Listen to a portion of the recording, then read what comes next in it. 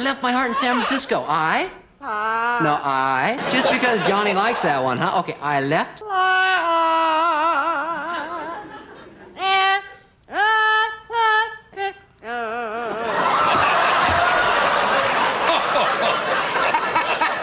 When people think of Johnny Carson, they think of Don Rickles or Joan Rivers. But some of the most memorable moments came from animals that didn't take orders. They say if you look an animal right in the face and talk to them, you say, then they know you're not scared.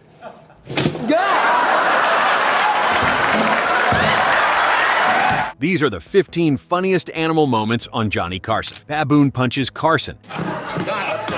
Doc, on your chair. On your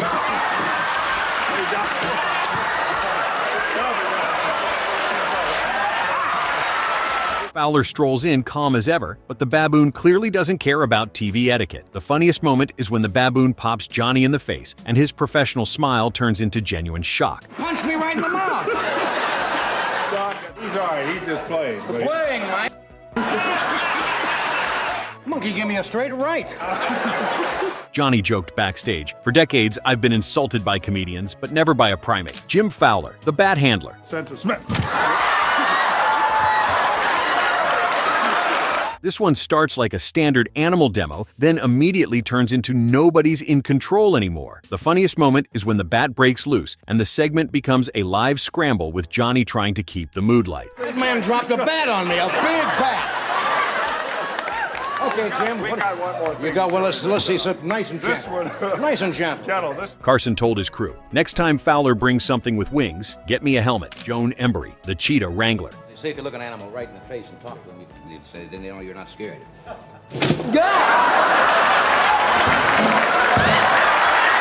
Embry brought out cheetahs expecting trained behavior, but they made it clear it wouldn't go that way. The funniest instance is when they go for another bite at Carson after he came back from the first bite. We brought them back because they are going back. Well, don't bring them back again. Because they're going to get bigger than this, aren't they? Right, they'll be They'll going eat back. my to... face next time.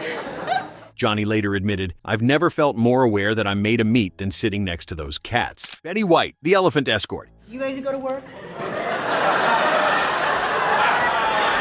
Betty walks out totally relaxed, but the elephant instantly becomes the real star, and Johnny has to host around it. The funniest moment is when the elephant gets too affectionate, and Johnny has to physically recover without breaking his composure. She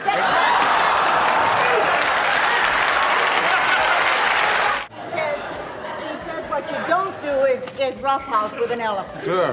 Tell her to go to hell. Carson told Betty afterward, "You bring the calmest chaos to this show. It's a gift." Joan Embry, the Marmoset trainer. Well, I can't sit here the rest.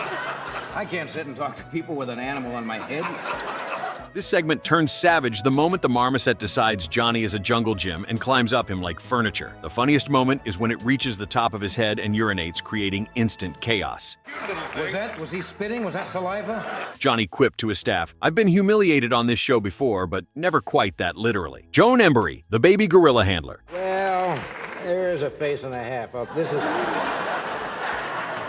Baby gorilla shows up and immediately treats Carson like a new best friend it's allowed to grab. The funniest moment is when the gorilla locks onto Johnny, turning the host into the prop. You're not going to do it, huh? Oliver's a barrel of laughs here. Carson joked, "That gorilla had better stage presence than half my human guests." Jim Fowler, the reptile expert. Crocodile. A crocodile. Crocodile. Now, you see, I was wrong for openers. Fowler brings out an alligator and crocodile and turns the desk into a wildlife classroom. Carson keeps his hands close and his movements careful because one bad reach changes the night instantly. The funniest moment is Johnny trying to act casual while Fowler explains the difference. What's the difference between a crocodile and an alligator? Well, one of the things is this fourth tooth, if you'll see up here, right there. That's a snaggle tooth. But the main thing is the width of that. Can you turn that jaw sideways? Have you got him? Yeah, I've got him. Good, right. good. Real tight. And the animals sit there looking like pure consequences. The comedy comes from Johnny's restraint as he's forced to behave like a nervous statue. Carson tries to land jokes, but his eyes keep checking teeth placement. The audience laughs because they're watching someone professionally suppress panic. Fowler stays calm, which makes Johnny's caution look even funnier by contrast. Joan Embry, the double trouble specialist. It has two heads. Look at this. And you know, That is the strangest thing I've ever seen. its name is Thelma and Louise. Joan rolls out a two-headed snake, and the whole concept already feels like it shouldn't exist on a talk show. Carson tries to look confident while tracking two heads that can move independently. The funniest moment is watching Johnny attempt to react to one animal that can't even agree with itself on where to go. Only one of the head eats? Only one tends to eat. The other one has eaten occasionally, but generally the right head is dominant. In the wild, that would be difficult because the snakes would compete for food, so they wouldn't be very effective hunter. That's a strange if they animal. were going opposite. Add baby primates into the mix and the segment becomes controlled confusion with teeth. The snake alone would be enough, but Joan always believed in overwhelming the host. Carson's face cycles through fascination, horror, and resignation as he realizes this segment has too many moving parts. The baby primates start exploring while the snake does its own thing, creating multiple zones of chaos. Johnny has to track everything at once, which turns him into a human security system. Joan Embry, the Python presenter. This starts as a simple showcase. Then the Python decides Johnny is the place to be. Carson keeps talking, but his eyes keep checking where the coils are going next. The funniest moment is when the snake drapes onto him, and Johnny has to keep his host voice steady while his body language says, "End this." It's the clash between calm TV cadence and real physical discomfort. What does it weigh, about 50, 60 pounds? She weighs about, she weighs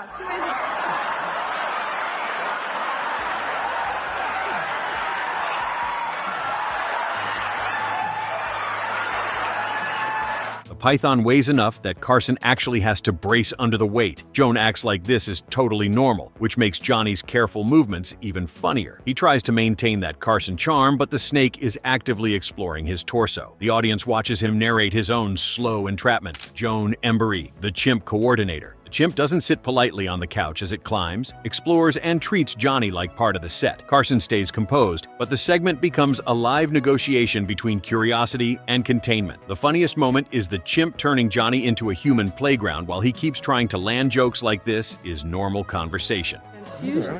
from a human. Looks like he ran right into a door. The audience laughs because Carson can't reclaim control without looking afraid. The chimp has no concept of personal space or talk show etiquette. It grabs Johnny's tie, his glasses, anything within reach. Joan tries to redirect the chimp, but it's locked onto Carson as the most interesting object in the room. Johnny's professionalism is the only thing preventing him from just standing up and walking away. He keeps the banter going while physically managing a curious primate with surprising strength. Which moment has made you laugh the hardest so far? Comment which one below and click the like button if you're enjoying it so far. Now back to the video. Joan Embry, the koala specialist. Johnny holds a koala and instantly learns the animal has its own plan for the segment. The koala clings like it's moved in permanently while Carson keeps smiling through the stuck-in-place awkwardness. The funniest moment is when Joan has to pry the koala off because it won't release him. He's in no hurry at all, is he? He knows everything is just like slow motion. They just don't change expression. But again, why? Why? What for? Turning a cute moment into a slow-motion hostage situation. It's funny because the gentler the animal looks, the more trapped Johnny seems. The koala's claws hook into Carson's jacket and it refuses to acknowledge any attempt at removal. Johnny tries to keep talking, but his arms are locked in position by fuzzy stubbornness. The audience finds it adorable while Carson experiences it as captivity. Joan pulls gently, but the koala has decided this human is home now. Carson's face shows him doing mental math on how long he can hold this pose before his arms give out. The sweetness of the animal contrasts perfectly with Johnny's very real physical predicament. He jokes about adopting it, but his eyes plead for rescue. The segment stretches longer than planned because nobody wants to hurt the koala by forcing the issue. Carson later called it the cutest prison sentence he'd ever served. His back started hurting from the awkward angle, but he maintained the smile. The koala's innocent face made it impossible for Johnny to look annoyed without seeming like a monster. Joan finally succeeds in the removal, and Johnny's relief is visible even as he plays it off. The audience loved watching America's coolest host get completely dominated by something that weighs 3 pounds. The rooster, the unscripted disaster. A rooster arrives like it's just quirky Americana and Carson plays along like it's harmless. Then the bird does what birds do right on the furniture that's supposed to be sacred. The funniest moment is the beat after it happens when Johnny processes it. The audience explodes, and the segment instantly becomes about the mess instead of the rooster. The comedy is that nobody can pretend it didn't happen. Carson's face goes through several stages of realization as he understands what just occurred on his desk. Rather frightening, isn't it? Yes, it is. Sorry about that. The The rooster stands there completely unbothered like this was the plan all along. Ed McMahon starts laughing, which breaks whatever professional composure Carson was clinging to. The crew scrambles off stage trying to figure out cleanup protocol during a live taping. Johnny has to continue hosting while avoiding the contaminated zone, which limits his desk real estate. He makes jokes, but they're clearly coping mechanisms for an unprecedented situation. The handler looks mortified while the rooster just keeps being a rooster. Carson tries to move the interview forward, but the audience won't let it go. Every time he glances at the desk, they erupt again. The segment becomes legendary because it's so completely unplanned and undignified. Johnny later said it was the moment that reminded him, live TV can't be fully controlled. The rooster clip gets replayed for years, becoming shorthand for when animals destroy talk show decorum. Carson handles it with grace, but his internal screaming is visible. The fact that it happened on his sacred desk, his command center, makes it even funnier. Viewers at home watch one of TV's most polished hosts deal with barnyard reality. Jim Fowler, the beetle surprise. Fowler brings out a huge beetle and treats it like a calm display until the show discovers it can fly. Carson's reaction flips from curiosity to please don't launch at me. The funniest moment is the beetle taking to the air and turning the desk into a mini panic zone because flying bugs erase all dignity. I pick him right here? Yeah, just pick him up there and put him right back there. That's all you have to do. He can't get back. In fact, he doesn't have any mandible for eating.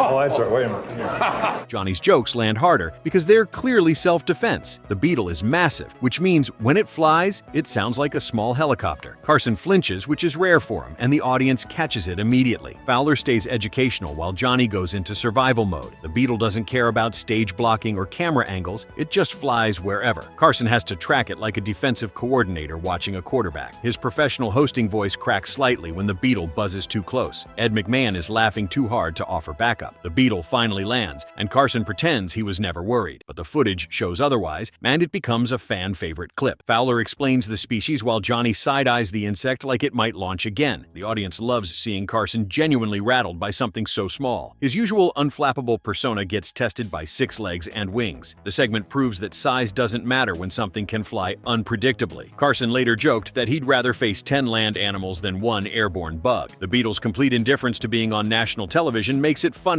It's just doing beetle things while accidentally terrorizing a talk show host. Johnny's relief when Fowler finally removes it is palpable. Jim Fowler, the Possum and Vulture showcase. Fowler brings animals that look like they belong in a back alley, not under studio lights. Carson keeps hosting while the vibe turns from a cute animal segment into, why is that thing here? The funniest moment is Johnny trying to stay polite while the animal's presence makes everything feel slightly grimy and unpredictable. Get out of my coffee. Get out of my coffee. Get out of my coffee.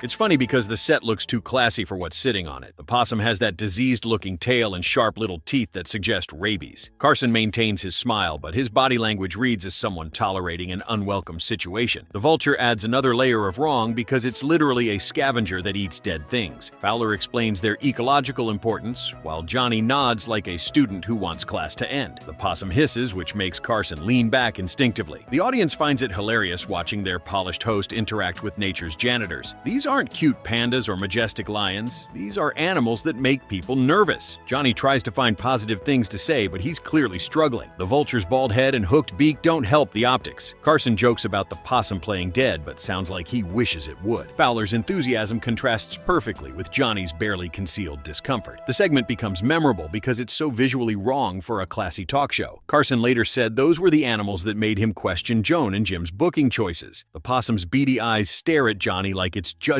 him. The vulture shifts on its perch and Carson tracks every movement. Ed McMahon won't even make jokes because he's equally grossed out. The whole bit feels like a prank on Carson disguised as education. Johnny maintains professionalism, but his face tells the real story. When Fowler finally removes them, Carson's thank you sounds genuinely heartfelt. Rod Hull, the emu attacker. While not an actual animal, this puppet switches a typical comedy bit to an all-out war with Carson within milliseconds. The audience loses it when the puppet suddenly goes for Johnny and forces him into pure defensive body language while the audience loses it. Carson later told his producer, "Never book that bird again unless we double my hazard pay." This moment is so nasty due to how fast it flips from cute TV chaos to Johnny realizing he's not in control anymore. Rod Hull doesn't even ease into it. He sits down like he's got a normal little bit planned, and then he starts winding the puppet up like a weapon. You can literally see the second Carson clocks what's happening because his shoulders tighten and his hands come up like he's dealing with a drunk guy at a bar, not a puppet on a couch. That's the magic of it. Johnny's instincts instincts kick in before his jokes do. It isn't just pecking for a laugh either. He lunges with that dead-eyed commitment where it feels personal. He goes straight for Johnny's face and hair like he's trying to claim territory on national television. Carson keeps doing that half-laugh, half-I'm warning you grin, because he knows if he looks genuinely scared, the whole thing becomes a headline. But he can't help it. He's leaning back, scooting away, turning his head, doing everything except standing up and sprinting off the set. The whole entire thing was pure survival comedy. Fans say the best part is how it turns Johnny's own style against him. Carson's whole advantage is timing and control, and this bird doesn't care about timing at all. Its interruption is its personality. Every time Johnny tries to reset the interview, the puppet fires back like, "Nope, we're doing this now," and Hull plays it perfectly, acting innocent while clearly steering the chaos. He's got that smug little posture like he's holding a grenade with the pin already out, just waiting for Johnny to reach for it. Even the audience can feel it escalating because the laughter changes. It stops being polite and turns into that panicked roar where people are laughing because they don't know what else to do. The studio is basically watching a host get jumped without permission. Johnny tries to talk through it, tries to joke through it, but you can tell he's also bargaining with the universe like, okay, let's get one clean line in before I lose an eye. And when it goes in again, Carson's hands come up so fast it's like he's blocking the punches. Afterward, you just know the backstage talk was different than usual. Not great segment talk, but do we need a rule for this talk? Because this wasn't a scripted prank. It was a live ambush with felt and feathers. Johnny could handle hecklers, he could handle insults, he could handle a guest trying to steal the spotlight, but a puppet that treats him like prey is a whole different category. That's why his hazard pay line lands so hard. It's funny because it sounds like a joke, but it also sounds like a man who learned something the hard way. These moments on The Tonight Show stuck as some of the most comedic and entertaining episodes during Johnny Carson's 30-year run for one simple reason. They were animals, not human guests. They didn't follow a teleprompter, have a fake Hollywood personality, or only show up to sell something to the audience.